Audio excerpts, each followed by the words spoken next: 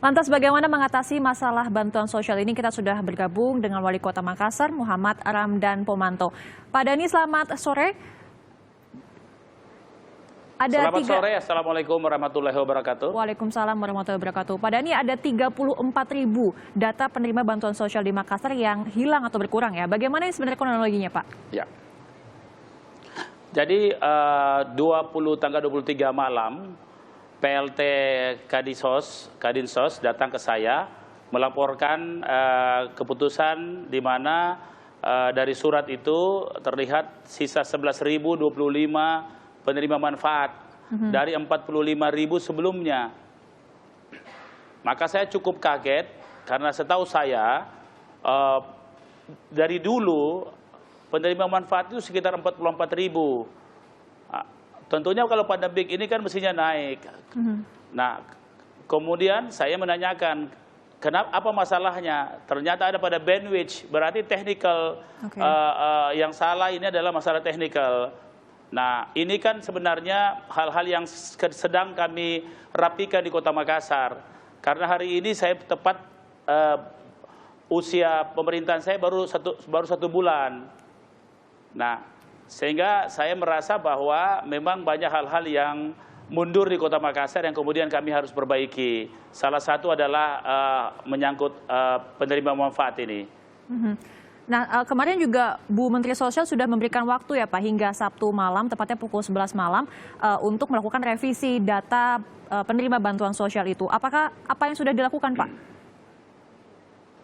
Saya belum cek, ya, saya baru tahu berita ini, tapi saya yakin teman-teman sudah mendapat berita dan saya akan cek langsung setelah ini, karena saya yakin betul Ibu Kemensos ini adalah orang yang paling mengerti dengan masalah ini. Ibu Risma dulu wali kota, kebetulan pernah sama-sama kami juga dalam masa periode kedua beliau, dan saya kira saya terima kasih kepada Ibu Mensos.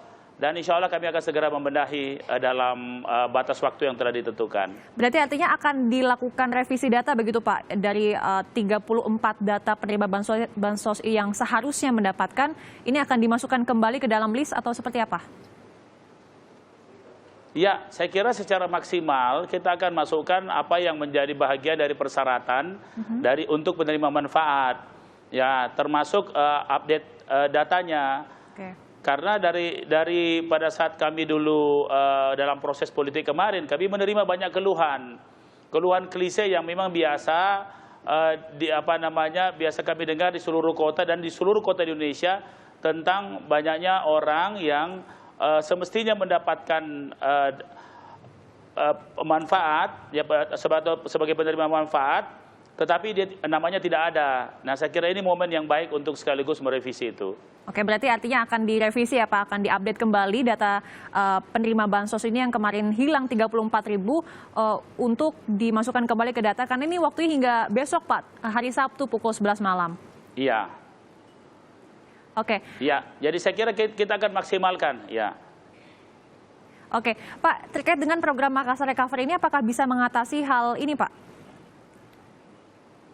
Iya, jadi Makassar Recover adalah sebuah usaha lewat multi inovasi yang kami buat, di mana Makassar Recover itu mengandung arti Makassar pulih, Makassar sehat, Makassar selamat.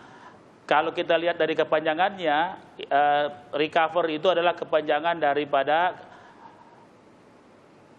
Smart Emergency Protocol Against COVID-19 and Services. Nah, mengandung 3 hal. Yang pertama menyangkut imunitas kesehatan. Yang kedua menyangkut adaptasi sosial. Dan yang ketiga menyangkut pemulihan ekonomi. Artinya masalah-masalah sosial ini tentunya berdampak pada ekonomi.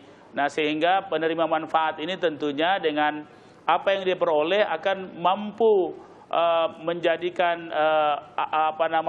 manfaat itu untuk mereka bangkit atau bertahan secara ekonomi. Oke, berarti apakah program Makassar Recovery ini juga turut memperbaiki kesalahan data yang saat ini sedang terjadi Pak untuk penerima bantuan sosial? Memang Makassar Recover teknisnya tidak sampai ke sana, karena memang jalurnya agak berbeda. Akan tetapi stimulan-stimulan ekonomi yang kami ciptakan dalam Makassar Recover dalam hal ini menyangkut economic recovery, itu termasuk beberapa misalnya startup lorong, kemudian hibridisasi ekonomi, membangkitkan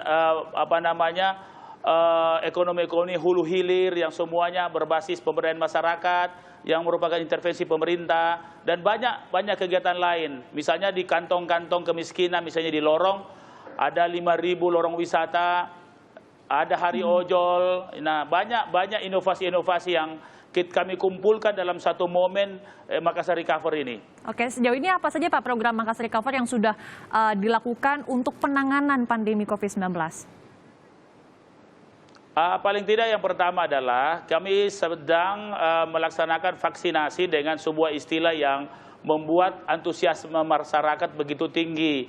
Kami memberikan sebuah judul yaitu Festival Smart Vaksinasi Makassar, di mana dia bisa lebih cepat, lebih banyak, dan satu hari bisa sampai di satu tempat bisa sampai 4.000 orang. Tetap dengan prosedur PCARE yang sudah ditentukan oleh negara, akan tetapi kami memang mengkombinasikan antara digitasi data screening yang kemudian kita transformasi ke PCARE. Nah, ini bagian daripada yang simultan yang berjalan dengan Makassar Recover. Oke.